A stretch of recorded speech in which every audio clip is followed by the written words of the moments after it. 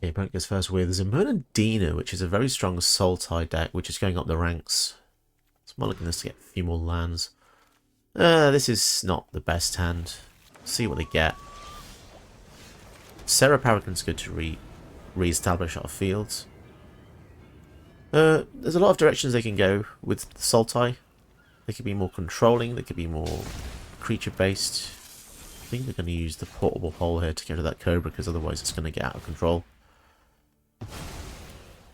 And if they play black, they can go for Zamona, but we will Swords to Zamona if they do play her.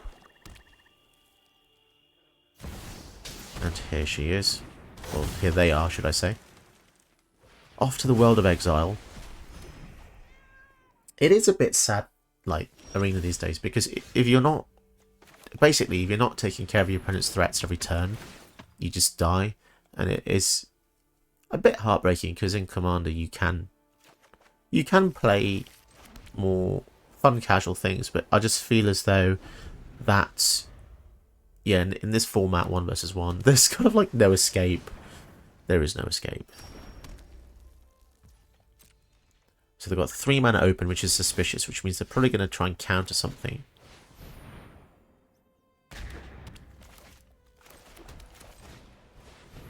Can, but for no value. Sure. We can make cats for 5 mana, though, which is pretty cool. 5 mana make a cat, and you can equip it to an artifact. Very Mastermind. Good card. But again, the thing about good cards is, it's just a bit boringly good. It's just generically good, you know what I mean? It's... Whenever we draw 2 cards, they get to draw a card, so...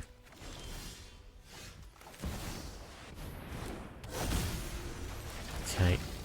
So, sadly, we don't have any synergy here. We don't have any artifacts, auras, so I guess this video will show to you that you don't always get what you need. I mean, sometimes you get nothing at all. Not a single one of these cards really synergizes with Sram. Just go for the hexproof, and I hope they don't counter this.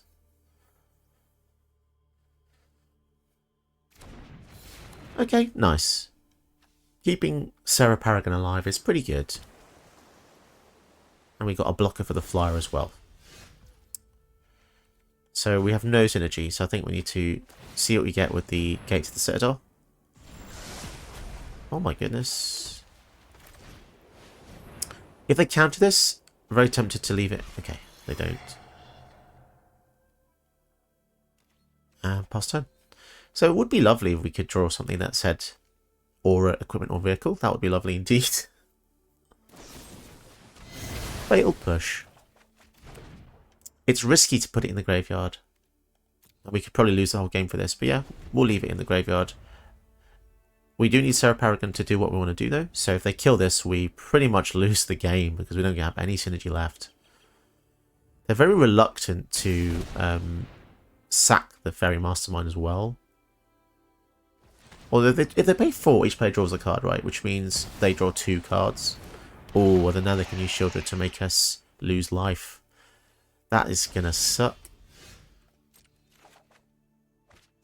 That is gonna suck. Especially because our whole deck cares about drawing cards. Oh well. We can't not do it. They're gonna not only draw cards, but drain us.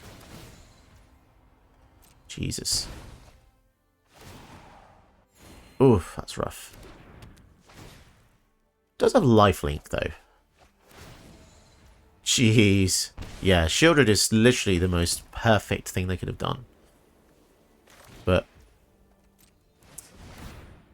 as I say, we have to do something. The triggers are so slow as well, it's kind of irritating. So this is lifelink.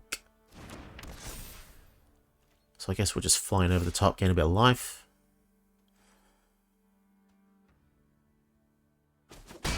Okay. So now we just really need removal, or we're just going to die.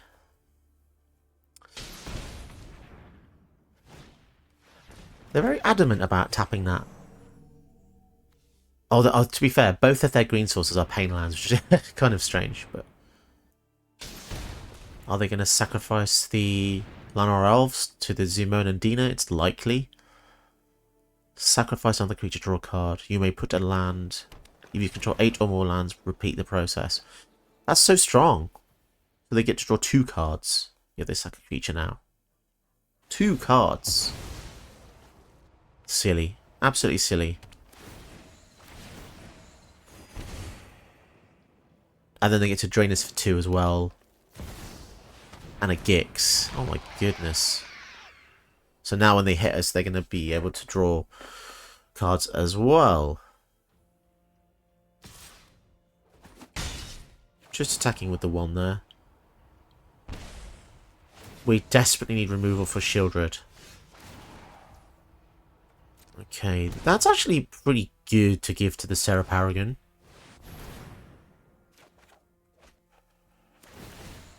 Flippin' hell. We just basically against this type of field, we're not allowed to do anything because we just cannot we cannot do what the deck wants to do, which is really sad. But I guess we can draw more. Now we've got 10 lifelink here.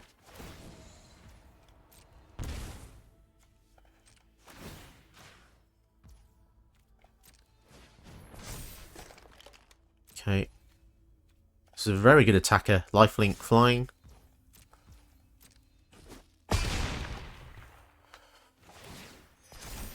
And we can also go for Welcoming Vampire as well. So just fingers crossed I don't have any removal.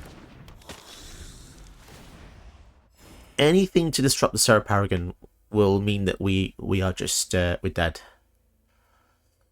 But they are it is sad because they are currently using top 10 cards the deck. These cards are just like if you went to a website, you know, best cards of the Sultai, you would see these. 100%. 100%. But that is what people like to do. They don't want to use mono white auras. Because apparently this deck is not fun. Attacking with those. Attacking with Shieldred, we can block and kill this. If we can actually click properly here. If they kill any one of these in response, then we fail our mission, but...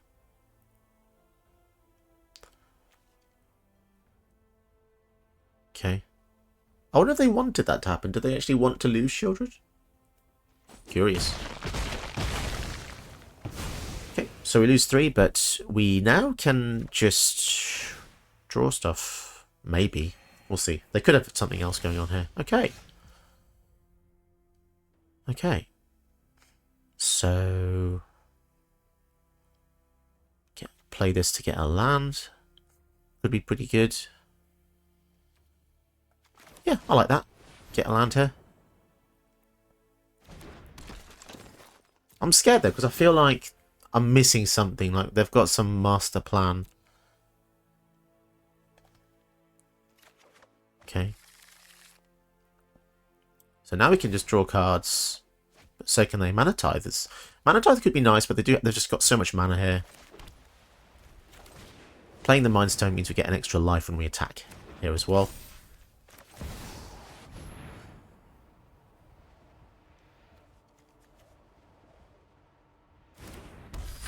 Okay.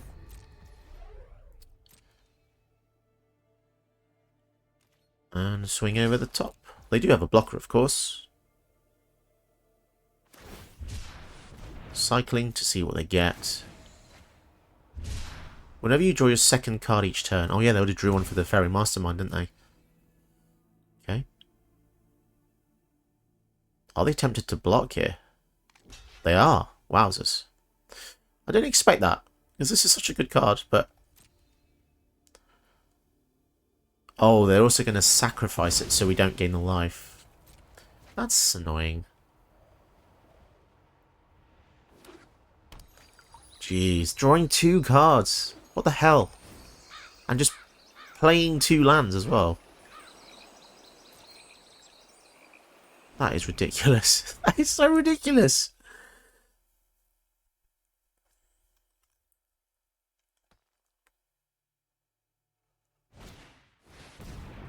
Rex Sage. Well, there goes the lifelink.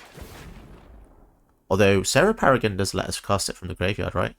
So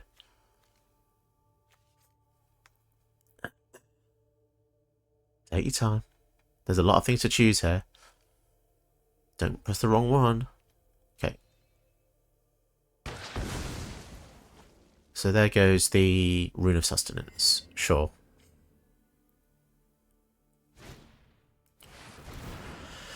And now we get to draw more cards. I actually can't believe that I'm still in the game. Kind of crazy. They're going to fetch the land here to get a token. So now they can... So now they get squirrels and they get elementals. And they can sack squirrels to give something -1/-1. And now they get to draw 2, play 2 lands. What on earth? Yeah, this is how it feels to play most games these days. The advantage that the opponents get is... Look at that. Play that, get 3 tokens. Okay, okay. So this becomes a lifelinker, which is pretty good. Relevant. Takeshi's welcome. Okay, let's put the lifelink back on, if possible.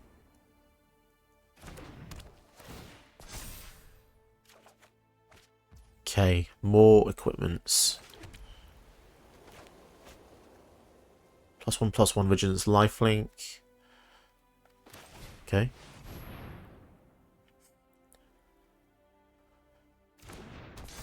More ways to draw cards. So if we play Sram, we get to draw a card here. And then we get to draw a card with a welcoming vampire as well. I'd love to be able to kill something. Killing the Zimone would be fantastic.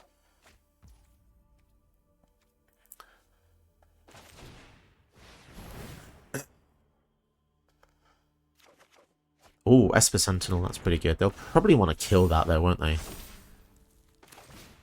With the Chatterfang. I mean, they can kill so many of our things here. Go over the top.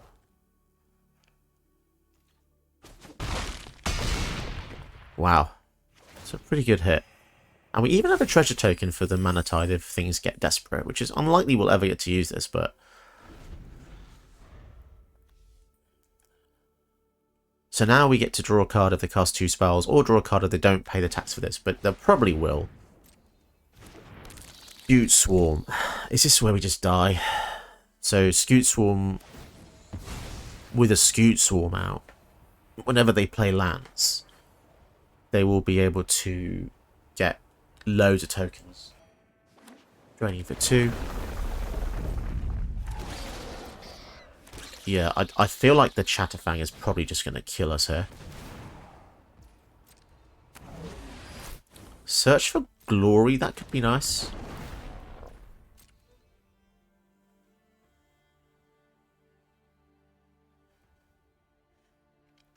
So the Solemn gets another land, which gets even more tokens.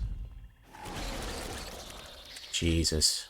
They're probably going to have enough to kill the Sarah Paragon here, but they would have to sack 17, which is not even that much, really, compared to considering what they actually do have.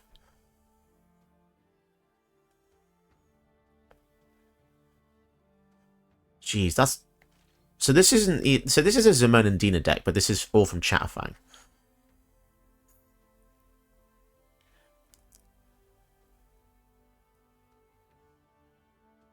Okay. So they're going to discard 2 cards to play 2 cards from the top of our deck. Ah, they got a kill spell. That's gutting. As if! From the top 2! Okay. Why are they holding Protea? Oh, no, wait. They've got... Okay, so they've got 1 mana open. Oh, actually... So we draw here.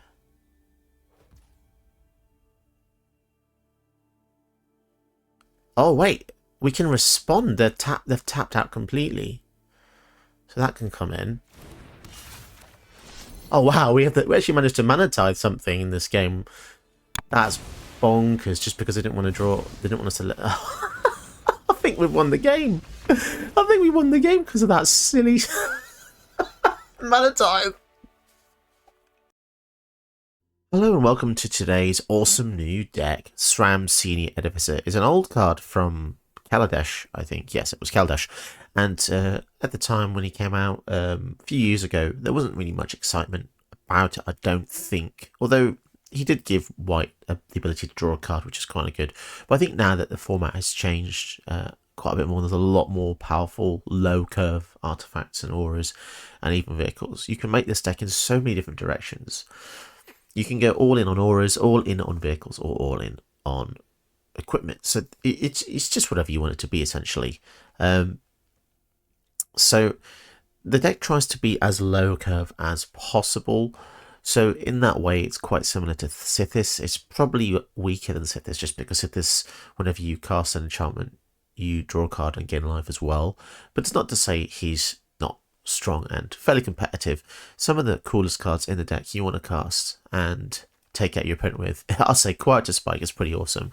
Gives a quick creature death touch, and whenever deals damage to a player, that player loses half their life rounded up, which is pretty insane, to be honest. Sword of Forge of Frontier is awesome as well. It just does everything. Lets you play more lands, lets you see more spells, which is incredible.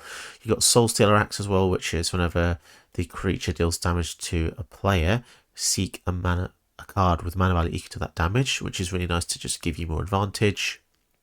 You've got Kemba, which says when he or another cat comes in, attach an equipment you control to that creature. So that's pretty cool when you've just lost your field and you just want to play something to re-establish your field's pretty nice. If you do happen to lose anything important, then Danitha Benali's Hope can help you by returning an aura or equipment from your graveyard or your hand and attached to Danitha as she comes in, which is really awesome. So the deck is a mono white shell, as you can see, so you want to have some draw effects. Stuff like Welcoming Vampire is really useful. Tokage is welcome. Restoration of a Gancho, just stuff to keep the cards flowing and keep coming and going.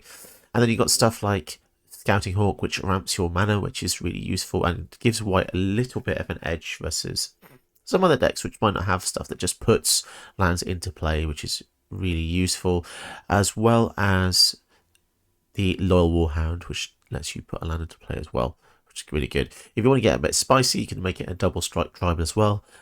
I've just included a copy of Jawbone Duelist here because it has double strike and Toxic 1, which is pretty awesome for the double hits.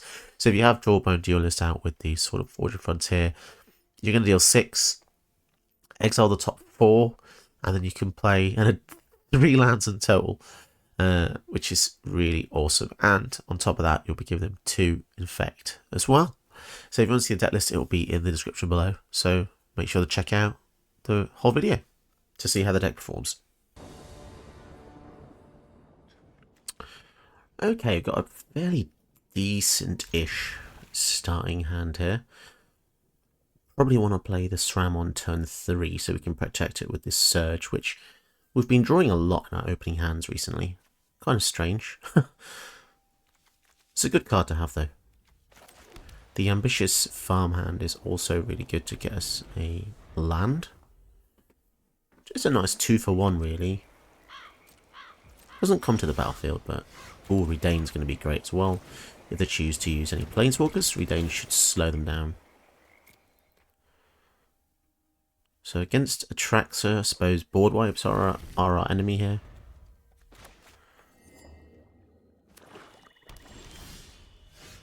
Okay, so we can go for Sram and then try to use a Surge to protect him. Okay. So if we can keep our threats on the field, it will be really nice. I kind of want them to use removal here so we can protect our Sram. Okay, they're going for the Midnight Clock. Ramping to turn 5 play next turn. Right, let's go for the Redain just to make their spells cost a bit more here.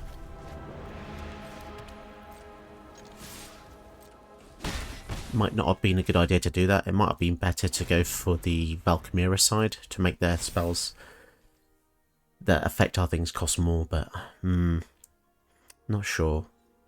It's a tricky one. They're going to have access to a lot of powerful spells in these colours.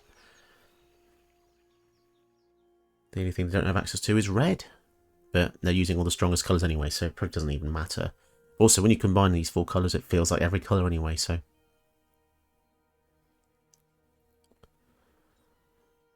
Do they want to kill the Redane here? And is it worth protecting? Probably. Liliana. So are they just going to make us discard?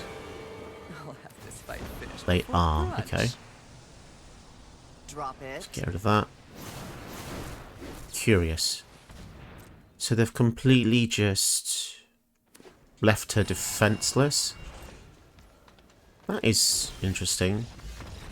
Oh, okay. We literally just took out a Traxxas player, but not really doing much, but that's a shame. It would have been cool to see what happened there, but I suppose they just didn't have the good board wipes to get rid of our field. Okay, so we get to go first, which is always good against Hamza, which is a counters deck. And starting hand's not too bad because we've got quite a low curve deck. Should be okay. Oddly enough, we don't have anything that synergizes with Sram, which in hindsight maybe would have been reason to not keep the hand. Oddly, the opponent is using Attractor sleeves, but they're not actually using Attractor, which is interesting. Animated sleeves, pretty cool. So when you have protection in your hand like this, sometimes it's a good idea to actually not cast your command on curve, but sometimes one turn after, just so you can actually protect him. Ooh, but now I've got the Esper Sentinel.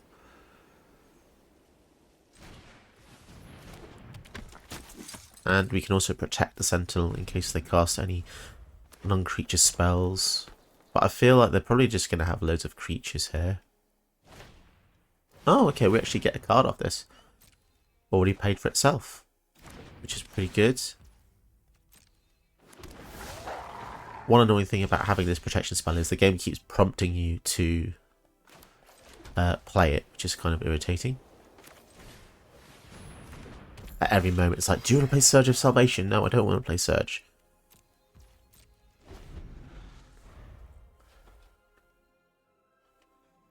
So the Ranger class can get out of hand because whenever they attack, they put a counter on an attacking creature, but their deck probably has a lot of ways to abuse that.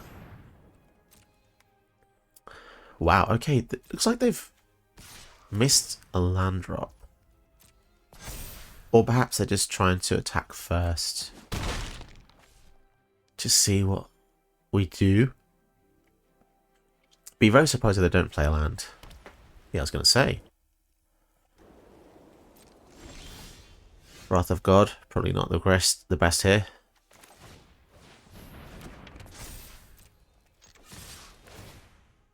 And we want to try and hit some lands for our following turn, so the Tome of Legends might be quite useful here. But that's also where the Scouting Hawk comes in handy, being able to push us into plains. And if the Ozolith does get out of hand, we do have the Revoke Existence, which is going to be probably quite useful here. Because whenever the creatures die, the counters go on here, and then they can redistribute them later on. Fight Rigging, okay. Hideaway 5, and if they have a creature with power 7 or greater, they can cast this spell for free. It is very odd, the Hideaway ability, because it was in the game long before Streets of New Capenna. However, when they introduced it in the Streets of New Capenna, they only put it on 5 cards. Maybe it just plays to the strength of the actual ability's name, Hideaway. Okay, let's draw a card here. Some kind of removal would be great for this wolf, because it is getting pretty scarily big here.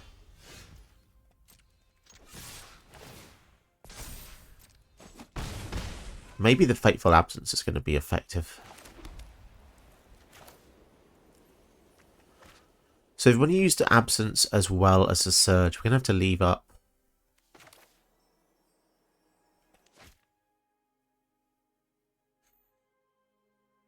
That's an instant. Yeah, I think we're just going to leave everything up here.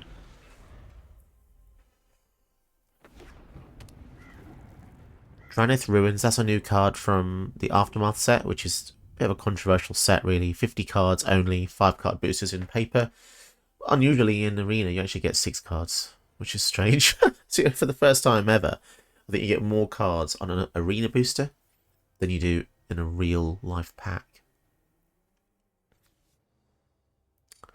So the Ozolith is really annoying because it makes anything into a threat. So if we kill this wolf here, the 3 counters go on here, and then beginning of combat, they can redistribute them to another creature. So we're going to have to definitely kill this after we kill something.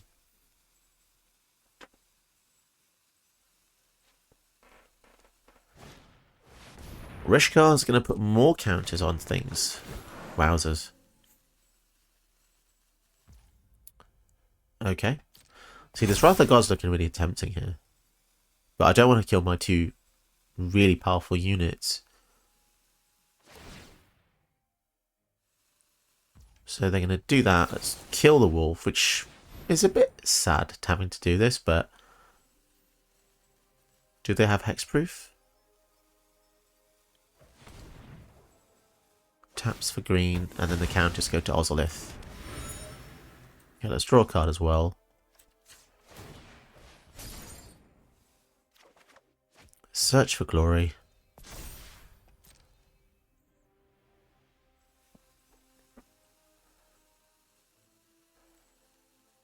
And they've got 3 mana left. A lot of decisions apparently in that counters build.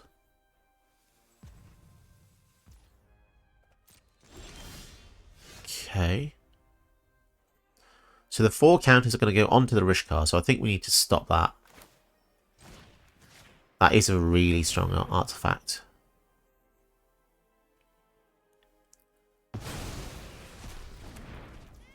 Okay, so I feel a bit safer now that's gone. And yeah, let's search for glory. Let's just get an answer for whatever they play next, I think. So if they do kill either other things here, then so be it. We're just going to probably Wrath of God soon anyway. And Elsworth Conquer's Death is just a solid choice, isn't it? It always works really well. We can use this to get rid of the Hamza, the Rishkar. And we can also reanimate one of our creatures here if they are to die, which is pretty inevitable, really.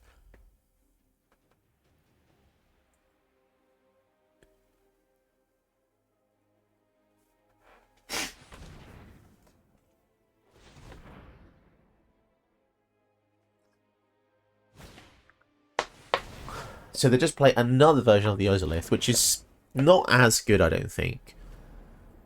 If 1 or more counters we put on, that many plus 1 more put on instead, and then put a counter on artifact or creature control. Oof, actually that is pretty good.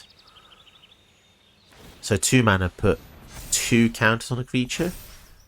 Ugh. Wow, okay. So this is not looking very good now, is it? Because the fight rigging has done its job. There's no trample though. So I think we just block here. And we might as well attack as well, just because the trigger on the Tome of Legends.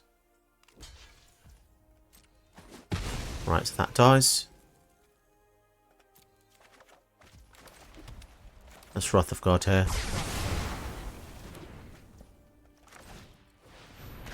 So yeah, we're in a pretty decent position. Their deck needs creatures out, otherwise they can't actually do any synergy stuff. And, you know, the fact that we've taken care of most of their threats is pretty damn good. We've lost our momentum slightly. Guardian Project is going to need to go. I think we have to exile that.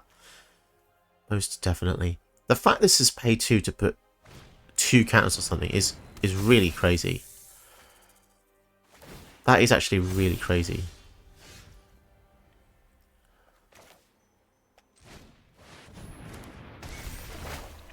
So get rid of that.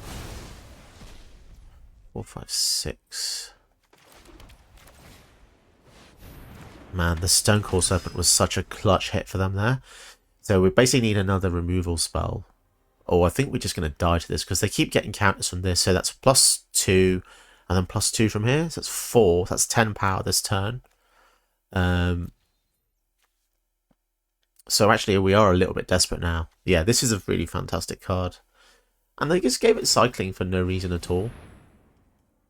So now they can play creatures on the top of their deck.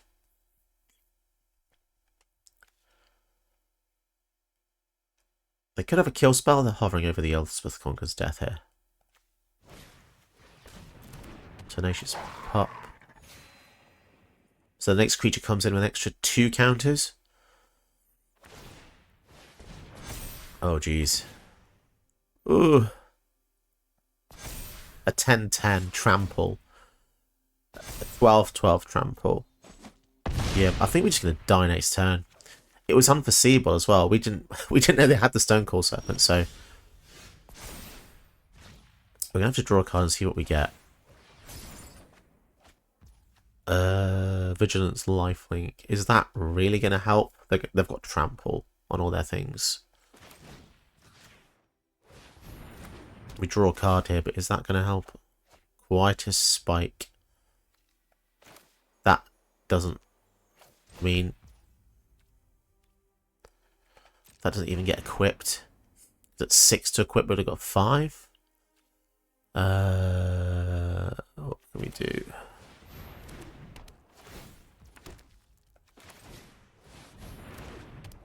Yeah, we just die. Damn. That's a shame. We tried our best there. I don't know if what we did was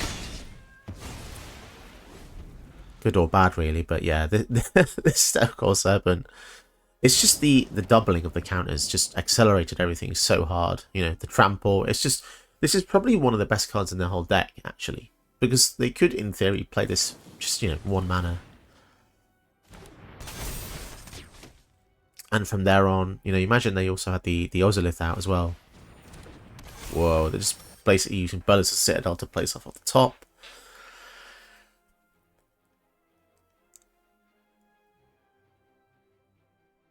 We are tapped out, so it's just a case of attacking. 16, so we can block. Yeah, and that's it. More than exact. Cool. We cannot survive that hit, so to get taken down by a Stone Cold Serpent. Did you know that you can help my channel by watching another one of my videos? Go ahead, you know you want to.